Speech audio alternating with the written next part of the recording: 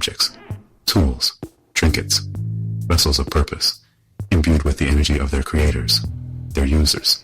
Most lie dormant, inert, but some hold within them a darkness, a lingering echo of past transgressions, of pain, of suffering. These are the cursed objects, the relics of tragedy, whispering tales of horror to those who dare possess them. Their stories, passed down through generations, serve as chilling warnings.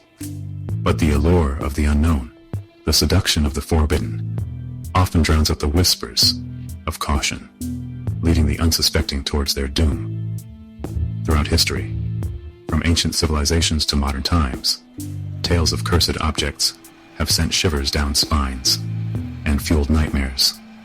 The Egyptians with their elaborate curses to protect the tombs of pharaohs. The Romans, whispering of cursed artifacts brought back from conquered lands.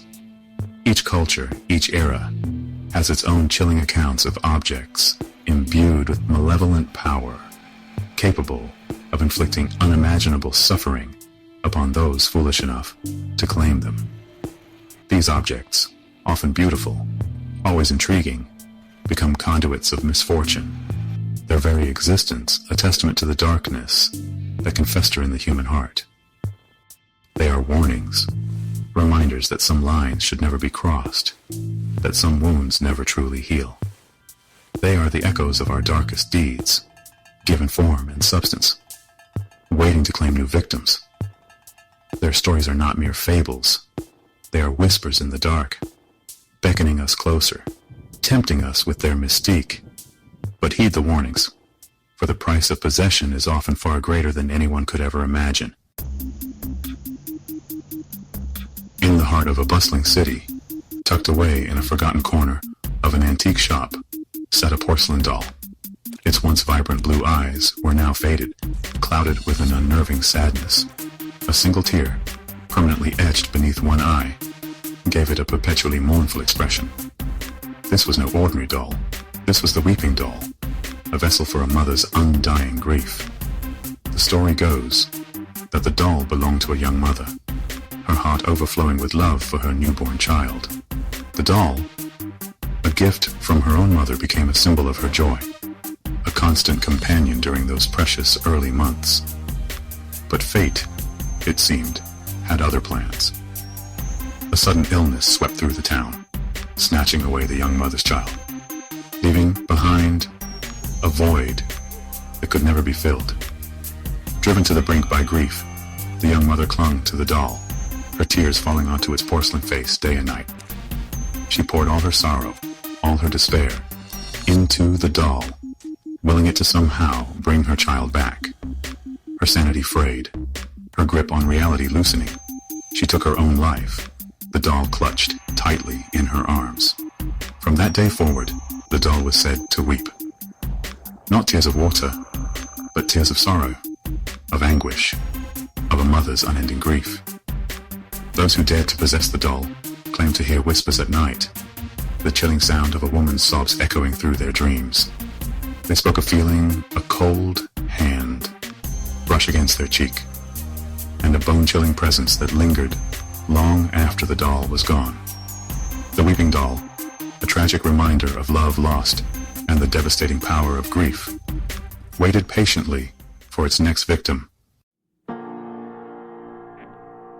In the dimly lit back room of a pawn shop, nestled amongst tarnished silver and forgotten trinkets, lay an antique pocket watch. Its silver casing was engraved with intricate designs, and the hands, frozen in time, pointed to the ominous hour of 3:33. This was no ordinary timepiece. This was the timekeeper, a cursed object that toyed with the very fabric of life. Legend had it that the watch belonged to a wealthy gambler, a man who believed he could cheat time and tempt fate. He won fortunes at the card table, his luck seemingly never running out. But his obsession with time, with controlling it, bending it to his will, proved to be his undoing. He sought out a reclusive watchmaker, a man rumored to possess forbidden knowledge. The gambler commissioned a unique pocket watch, one that would grant him control over time itself. The watchmaker, sensing the darkness in the gambler's heart, tried to refuse, but the lure of a hefty sum of money and the veiled threat of violence forced his hand. The watch was crafted, but the watchmaker, in a desperate attempt to mitigate the consequences of his creation, imbued it with a curse. The gambler, oblivious to the danger, reveled in his newfound power, stopping time to win every hand, every bet. But his tampering with the natural order came at a terrible price. His victories became hollow, meaningless. Time for him became fluid, unpredictable. He aged rapidly, his body ravaged by the consequences of his actions. The watch, a constant reminder of his folly, became his prison, trapping him in a distorted reality where time was both his enemy and his jailer. The timekeeper, a symbol of man's futile desire to control the uncontrollable, awaited its next victim, ready to ensnare them in its intricate web of temporal chaos. Section 4. The Gilded Hand Mirror. Beauty's dark reflection, displayed prominently on a velvet cushion in an upscale antique boutique. A gilded hand mirror shimmered under the warm glow of the overhead lights. Intricately carved, with scenes of vanity and desire, its silver surface was polished to a blinding sheen. But beneath its opulent exterior, a sinister energy pulsed, a reflection of the darkness it held within. This was the siren's eye, a cursed object that preyed on the deepest insecurities and desires of the human heart. The mirror, it was whispered, once belonged to a renowned courtesan, a woman of unparalleled beauty and charm. She captivated hearts with a single glance, her admirers showering her with lavish gifts and extravagant praise. Among these treasures was the gilded hand mirror, a gift from a jealous suitor. His heart consumed by an obsessive love, he knew she would never return. The courtesan, oblivious to the dark emotions swirling around her, cherished the mirror, its polished surface reflecting back her exquisite beauty.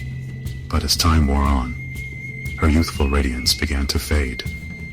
Fearful of losing her power, her status, the very essence of her being, she made a desperate pact with forces beyond her comprehension. Her beauty, her allure, would remain eternally preserved within the mirror, but at a terrible cost. The mirror became a conduit, feeding off the insecurities and desires of those who gazed into its depths. It promised eternal beauty, youth, and adoration, but delivered only fleeting glimpses of perfection, twisting perceptions and fueling a bottomless pit of longing and despair. Those who succumbed to the mirror's allure found themselves trapped in a self-destructive cycle of vanity and self-loathing. Their reflections became distorted, their flaws magnified, their deepest insecurities laid bare. The siren's eye, a chilling reminder that beauty is fleeting and obsession can be all-consuming, waited patiently for its next victim, ready to lure them into its web of vanity and despair. Section 5. Whispers of Warning. Sarah, a young woman with a passion for history and a penchant for the peculiar, stumbled upon the antique shop while exploring a new part of the city.